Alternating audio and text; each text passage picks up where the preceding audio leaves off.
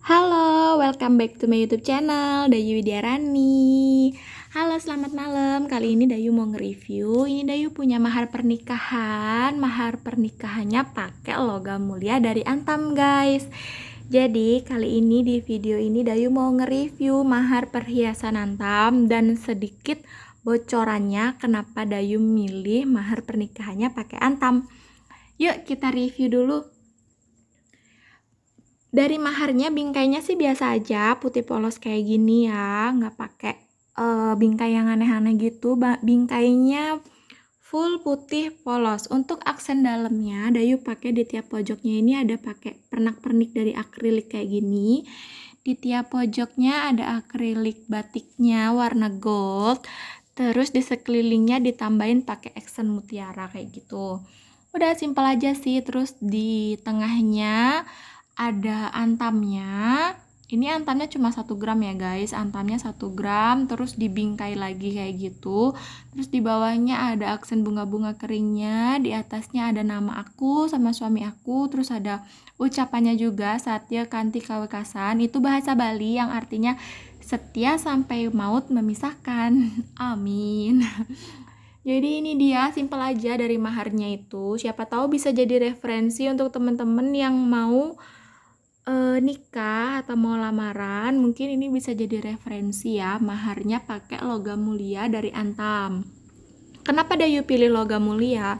Karena selain sebagai mahar, ini juga ada nilai investasinya loh guys.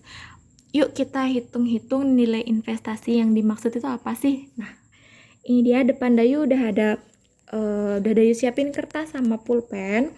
Dayu di sini mau oret-oret sedikit sekaligus cerita perjalanan si mahar logam mulia Antam ini ya.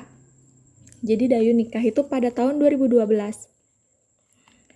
Pada tahun 2012. Singkat cerita aja, sebenarnya LM-nya ini itu dalam bentuk retro ya guys. Jadi dulunya itu retro, terus sekarang Dayu rubah dia pakai yang 30A kayak gini. Jadi kenapa Dayu rubah? Karena waktu itu ada keperluan mendadak. Jadi Dayu terpaksa jual maharnya yang logam mulia Antam yang kemasan retro itu gitu. Jadi sekarang udah ada rejeki, Dayu ganti lagi yang baru pakai yang 30A. Kita bahas kembali pada tahun 2012 ini Dayu melangsungkan pernikahan sekitar bulan Mei tanggal 28. Jadi waktu itu pakai maharnya itu Antam 1 gram. Antam 1 gram pada tahun 2012 itu harganya masih 525.000 guys per gram. Waktu itu harga Antam itu, kita kasih keterangan di sini ya. Harga Antam pada tahun 2012 itu masih 525.000 per gram guys. Bayangin ya, waktu itu tuh duit 500 ribuan itu udah dapat Antam 1 gram. Tapi pada zaman itu belum banyak orang yang melek tentang yang namanya investasi emas. Kebanyakan sih orang investasi emas tuh dalam bentuk perhiasan. Yang kita tahu bahwa kalau perhiasan itu ya dijual tuh jelas pasti ada potongannya gitu. Meskipun harga emas naik, tapi tetap aja dikenakan biaya potongan yang lain-lain. Tapi beda dengan Antam. Kalau Antam itu sudah pasti harga buybacknya itu ditentukan oleh perusahaan Antam. Kita balik lagi ke oret-oretan ini ya. Antam pada tahun 2012 itu 525.000 per gram. Kita convert ke sekarang ya, tahun 2020. Tahun 2020, harga Antam per hari ini tuh 1.075.000 per gram. Nah, dalam jangka waktu 8 tahun aja kenaikannya udah banyak banget nih. Udah hampir 2 kali lipatnya ya nggak? 8 tahun mahar kita yang dalam bentuk Antam ini udah naik jadi 2 kali lipatnya. Jadi selain dia itu punya segi estetik sebagai mahar, sebagai hiasan gitu, dia juga punya nilai investasi guys. Jadi cuma dibeli, dihias, didiemin kayak gini, dia tuh harganya udah terus aja gitu naik. Beda kalau kita pilih maharnya itu pakai uang. Kita kasih contoh ya. Kita contohkan kalau kita pakai mahar perhiasannya itu dari uang. Kita tahu kan mahar pernikahan itu biasanya ya dalam bentuk uang yang dibentuk-bentuk kayak gitu kan. Kalau dalam bentuk uang, nominalnya itu ya tetap aja, misalnya tahun 2012. Nominal uangnya 525.000, kita samain aja ya kayak harganya Antam. 525.000. Pada tahun 2020, harga uang atau nominal uang 525, harga di tahun 2020 nominalnya tetap 525.000. Nggak ada kenaikan gitu, alias sama aja. Jadi kalau kita pilih pakai mahar pernikahannya dari uang kertas atau uang logam, nominalnya tetap aja dari tahun ke tahun, nominalnya akan tetap, dia tidak ada kenaikan. Tapi beda kalau kita pakai mahar pernikahannya itu pakai logam mulia. Logam mulianya bisa apa aja sih ya? Sekarang udah banyak merek-merek brand-brand logam mulia kayak gitu, bisa dari Galeri 24. Galeri 24 itu miliknya Pegadaian. UBS juga ngeluarin logam mulia, Antam. Terus masih banyak sih, EOA Gold juga ada. Terus dinar, banyak sih sebenarnya, tapi di sini Dayu milih yang dari Antam. Karena dulunya yang waktu nikah yang Dayu bilang tadi, yang Dayu jual itu juga sebenarnya brandnya dari Antam. Cuma pada tahun 2012 itu kemasannya masih pakai yang retro, belum yang 30A. Karena suatu kejadian Dayu jual, dan sekarang sudah ada rezeki, Dayu ganti deh pakai yang kemasan 30A kayak gini. Simple aja sih sebenarnya modelnya, tapi Dayu suka gitu. Simple tapi elegan dan punya nilai investasi, itu yang terpenting.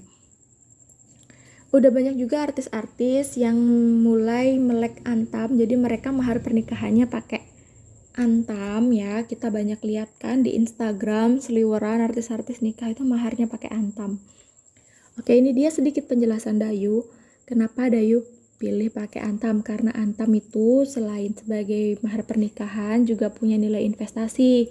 Selain itu, Antam juga bisa kita wariskan. Jadi kalau meskipun niatnya kita ini sebagai mahar, nggak kita jual sekarang, tapi karena Antam ini memiliki nilai jual yang terus naik setiap tahunnya, siapa tahu nanti bisa kita wariskan ke anak cucu untuk biaya sekolah atau lain-lain gitu guys. Beda sama nominal uang.